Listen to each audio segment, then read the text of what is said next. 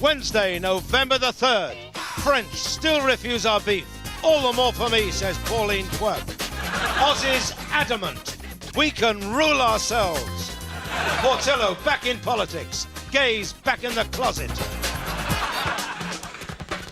Please welcome the man with the safest seat in the House, Mr. Iain Lee.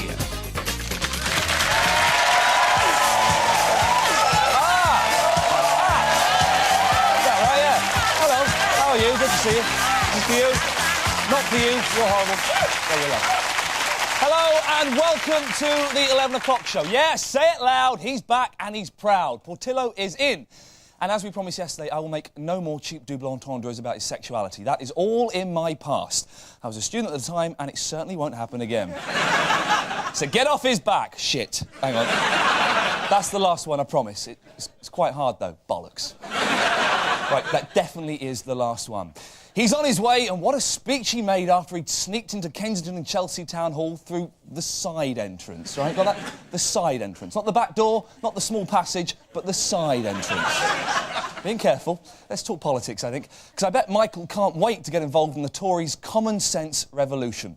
Now, only in Britain could we have a common sense revolution. What do we want? Revolution! When do we want it? After due democratic process and with the minimum fuss, please. Outraged spokeswoofter Peter Tatchell says that Michael's teenage... Well, he is.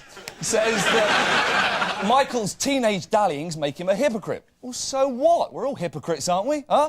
Who here did not experiment in their youth? I know I certainly did, and I know my youth enjoyed it. We've all tinkered with both sexes. We've all rifled through our cousins' laundry baskets. We've all played doctors and doctors behind the bike sheds, haven't we? Didn't we? Just me on that one, never mind. But whatever I say, leave him alone. He's done his time. Welcome back, Signor Portillo. 2 minutes into the show and not one cheap double entendre. Wasn't easy, but Michael, if you're watching, I will bend over backwards for you. And suck your cock. And now, please welcome direct from Kensington and Chelsea, it's Daisy Donovan. Good to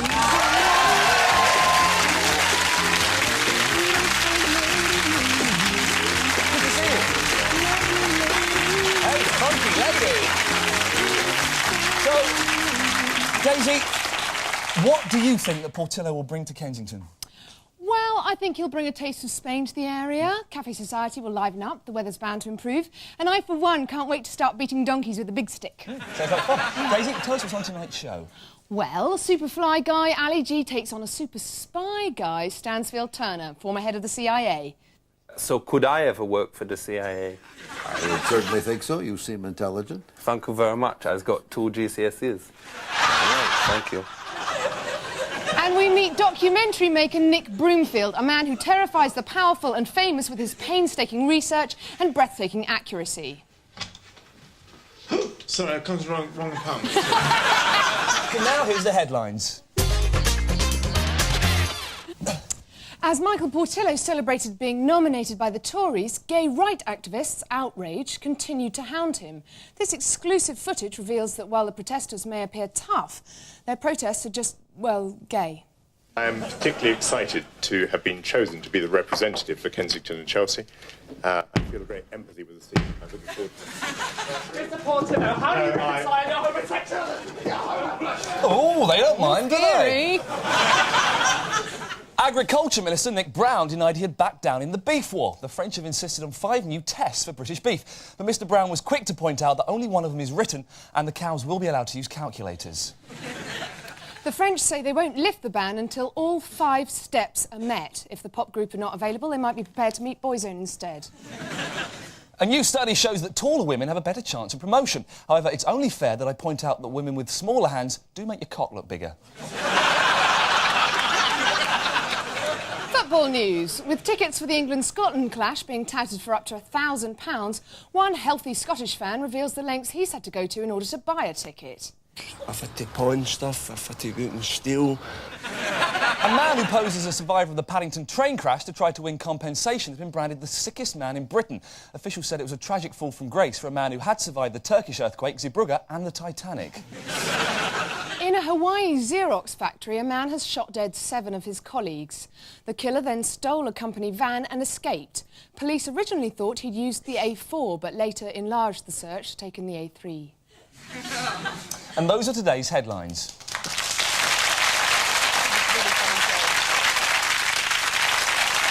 A leaked report out today claims the government intend to go back on their promise to ban fox hunting during this Parliament. Is this dramatic U-turn due to pressure from the hunt-loving Prince Charles? Alan Francis reports. Sports fans were rejoicing today as a leak revealed that despite government assurances, this week's Queen's speech is unlikely to include a ban on fox hunting. The sport returned to the political agenda after Prince Charles, well known for his love of cruelty, infuriated the Prime Minister when he took Princes William and Harry on last weekend's Beaufort hunt. The Prince, speaking as he enjoyed a bare-knuckle fight in Braintree, said, "It's a healthy outdoor pursuit. I've always enjoyed riding with hounds." Inbred pressure group, the Countryside Alliance, also fiercely resist a ban, claiming that destroying such a long tradition could have devastating economic consequences. They point out that cotton farmers in the American South were ruined by the abolition of slavery, and that in 1945 the German economy collapsed after the banning of Nazis.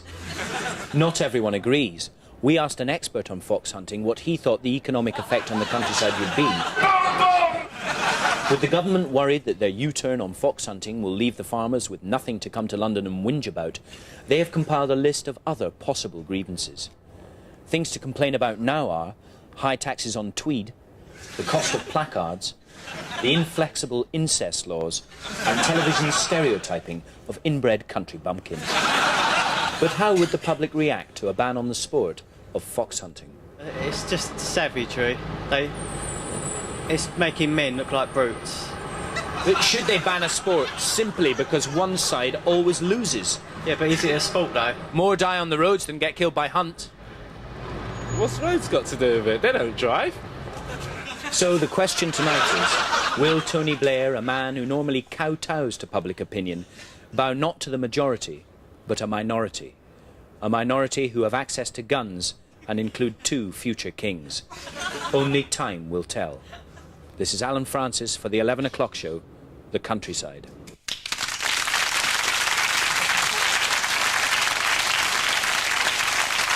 Now, here's the news just in. Weatherman Rob McElwee was redecorating his home when he discovered Fred West's signature beneath the wallpaper. He's said to be horrified, particularly as the next job on his list is relaying the patio. Weatherman Rob said that finding the signature on his wall sent a cold shiver right through him, starting in the south and ending with high winds in northerly areas. A man who ran up a £33,000 credit card debt buying lottery scratch cards said in court he couldn't remember how many cards he bought. Now, I'm not saying he's stupid, but they cost £1 each, so I'm guessing maybe it's about 33,000. Not sure. A fatwa has been issued against the writer of Corpus Christi, the controversial new play depicting Jesus Christ as gay. The playwright is now accompanied everywhere by a policeman, as well as a Red Indian, a cowboy, a GI and construction. Plans have been announced to set up job centres in pubs. We asked a spokesman if this wasn't a rather frivolous approach to the problem of unemployment. He said, "You're my best mate, you are. I love you, you bastard." However, officials have gone out of their way to maintain a pub ambience, including this innovation. The jobs will be on a board like this. As you can see, as candidates take the cards down, they slowly reveal a picture of a topless woman. Obviously, the less attractive jobs are placed in the most provocative positions. So here, there's an advert for a sewage worker in the Lewisham area. While here, there's an advert offering a week of manual labour in Rob McElwee's back garden. And that was the news just in.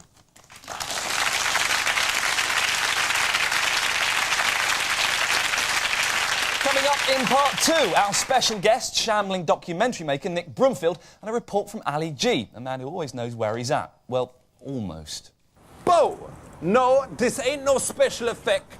Channel 4 has brought out the serious cash money to send me all the way over here to Los Angeles. Selecta! Yeah, after the break. But before the break, one eye that's always in the news is the London Eye, the nation's favourite white-knuckle ride. Ooh, slow down. But what other eyes are making the headlines? Here's Ricky Gervais with his A to Z of news. India, big place where students go instead of getting a job. Indira Gandhi, First Lady of India. She wasn't actually in the film, but she's Ben Kingsley's wife. I think Attenborough was trying to do like a minder when he says her indoors, you never actually see her. Indonesia, that's near there, I think. They're fighting now about something. Iran, the Gulf War, or was that Iraq? It was on late at night because the Americans own the rights to it, like the Holyfield fights. So we get it at 2 o'clock in the morning. And it was in black and white. Falklands was better. Israel, that's around there. They've had loads of rucks. The IMF, #1, disappeared. Independence. Oh, we want independence like Scotland. Go on then, you're on your own. Don't come crying to me when you're starving or getting invaded. Italy, they changed sides. Issues. England. I shouldn't have done,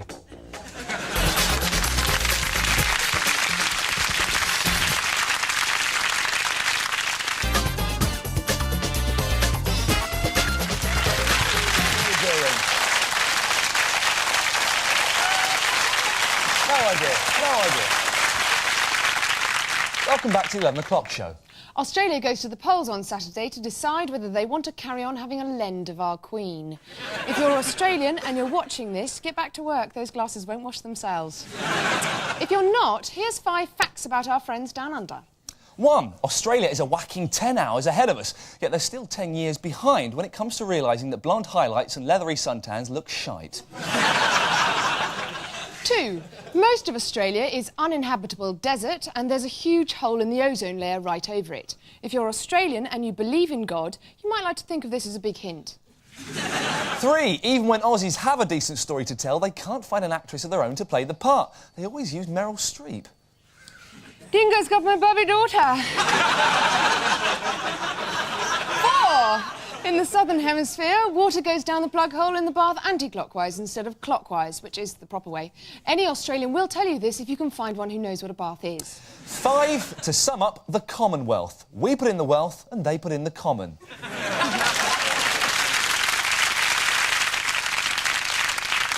A survey's revealed that more foreigners recognise the name of a fictional British council official than that of Conservative Party leader William Hague. Perhaps he needs to enlist the services of our next guest to help raise his profile. Please welcome legendary documentary maker Nick Broomfield.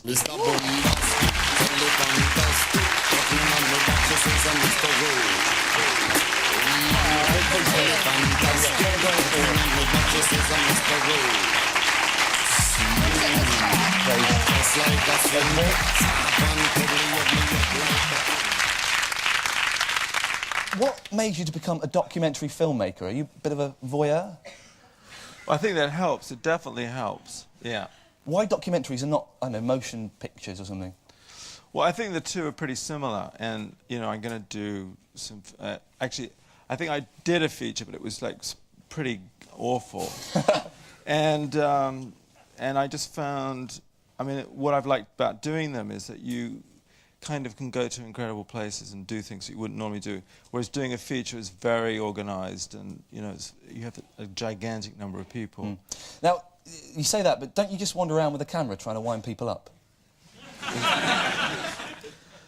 No, I think people are quite easily wound up. Oh, boy, and yeah. if you're around, too, with a camera. You know. But you choose subjects that kind of deserve humiliation, don't you? I mean, Terre Blanche and Margaret Thatcher. I think Margaret Thatcher particularly, yeah. Do you set out to humiliate them? Not really, but I think with Margaret Thatcher, she was just completely humourless. And we had managed to get her itinerary when she went across America. So we knew, like, where she was getting her hair done and, you know, we had the whole thing. And she was just pretending we weren't there all the time, which was much funnier when we were, like, stuck in a gridlock traffic jam in New York, and I could literally bang on the window and say, hi, you know, and she would still pretend we weren't there. Just going, Mrs. Thatcher, and she's just staring ahead of her. She was, yeah. This is, I'm quoting you now. I can't imagine having great sex with Margaret Thatcher. Now, does that mean you can actually imagine having any kind of sex? Now, how much of your work has been influenced by seminal documentary maker Bend Over? Are you talking about Michael Portillo again? Are you aware of Bend Over's work? Have you not seen Bend Over's work? No, I'd love to see it. You would I'm love not to see sure it. I would, actually. What he does, he follows ladies around and then films himself having sex with them and their bottoms. Have you got any clips? Yeah, I've got some upstairs. You can have a look. Would you like to make a film about the Queen Mum while there's still time? Any potential there with her? I don't know, but these are fantastic ideas. I'm not sure. That's £5 for that one. Oh, right. Now, finally, many of your films centre on strong women. We've got someone that we think will make an ideal subject. Have a look. Xena Warrior Princess. Could you do her, do you think? I don't know. Well, Nick Broomfield.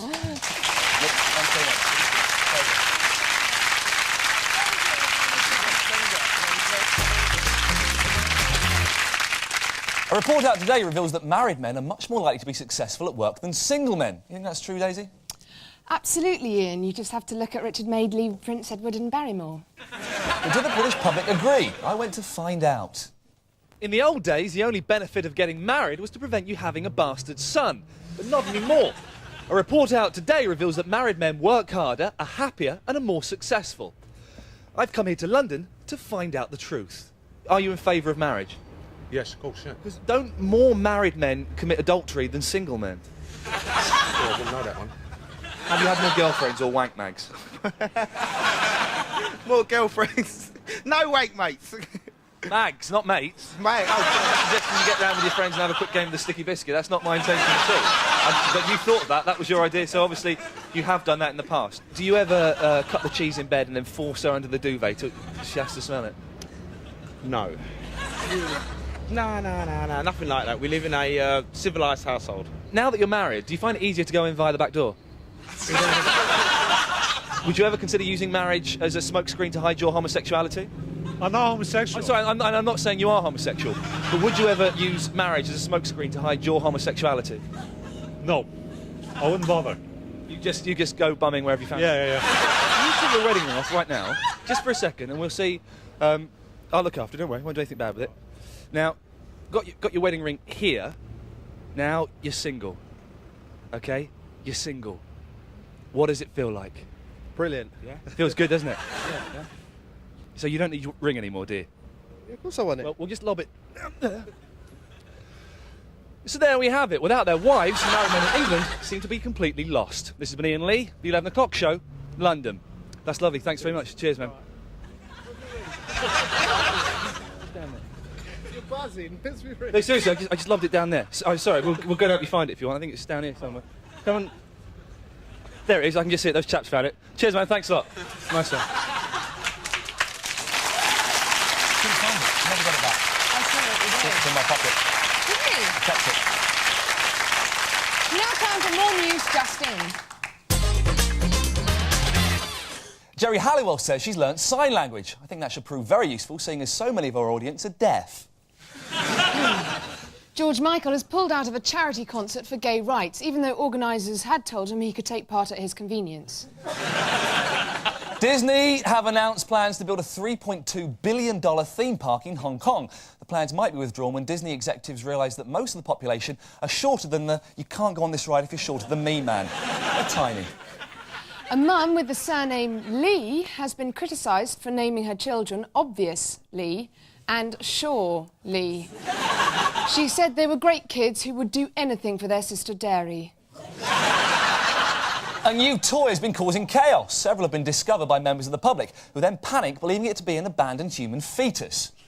The confusion is obvious. It's small, slimy and nasty, but please, if you find one, don't panic. It's just the new William Hague action figure, available from all good toy shops now. And finally, today is officially Stress Awareness Day, so I spent this afternoon walking barefoot on the grass. Which was troublesome for me because I was trying to smoke it at the time. But if we really want to become a stress-free nation, perhaps we should look to those most at peace with themselves. People like the monks of Korea, seen here. And that was more news just in. I keep on thinking it's amazing just in. More news just in. The world of espionage is a world of disguise, subterfuge and outrageous audacity. So who better to meet former CIA head honcho Stansfield Turner than our own Ali G? Yeah, don't stop. It goes out to the crew up top. That's it. Wicked, I is here with my main man, Admiral Stansfield Turner, who was the head of the American CIA. So, Mr. Stansfield, what does the CIA stand for? Central Intelligence Agency. So does it help if you was intelligent if you want to get in? Yes. To get in, you need a college degree. Ain't that a bit racialist, though, that you have to be intelligent? Isn't that a bit? Racialist, that you won't allow in thick people. Could I ever work for the CIA? I would certainly think so. You seem intelligent. Thank you very much. I've got 2 GCSEs. All right, thank you. So what is terrorism? Terrorism is the effort to strike fear into people in order to achieve some political objective. So how does the CIA deal with terrorists? Well, we try to find terrorists. One time during my tenure as the head of the CIA, we had managed to put an agent, one of our for real? people or one of our friends, inside a Middle Eastern terrorist organization. You put an Asian in there? Put an agent in there. So why is it that you only put Asians into those places? Asians? No, I didn't put Asians in. These were... I thought you said you put an Asian in there. Agents. All right, so these weren't like Bangladeshis or whatever? No, A-G-E-N-T-S. All right. So let's talk about spies now, because the CIA is also got to do with spies, isn't it? Is it true that you have certain female spies that you put a camera in their punani? What uniform do the CIA spies wear? They don't wear a uniform. They have to be as incognito as possible. Now look, you go over to a foreign country. Now, we have a CIA person goes to country X. And in that country, he finds Joe, who is willing to give us information. Who is Joe? Joe's a member of country X. He's a citizen of country X. Is it not dangerous that you is saying his name, because this may be on the telly? Let's talk about conspiracy theories, because whenever people talk CIA, everyone start going, they do this, they do that, they do that. What about landing a man on the moon? Did it actually ever happen? Of course it happened. I've actually shaken hands with the first man on the moon. But how do we actually know that Louis Armstrong was actually stood on the moon? It was Neil Armstrong. Whatever. How do we know? I don't know. Has you ever seen the film JFK? Well, I mean, my understanding of the movie, Oliver Stone's movie JFK, is that there was a conspiracy of one of my predecessors and the whole cabinet of the United States to murder the President of the United States, and it's absolutely nonsense. That bloke who was in Dances with Wolves, he knows who did it. How come no one listens to I don't know who this bloke is, or...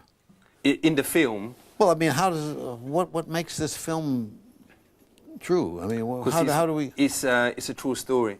Well, how do you know it's a true story? You're questioning whether people landed on the moon, and now you're telling me you believe a movie. For real.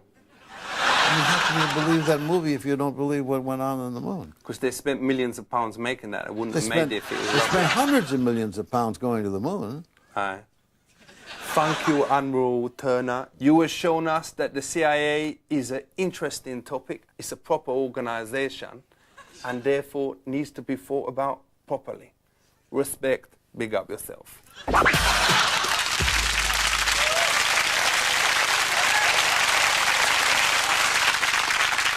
Tomorrow night, our special guest will be weather wizard Sean Lloyd.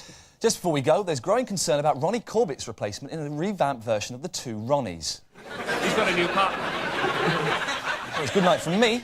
And it's good night from him. Good night. Good night.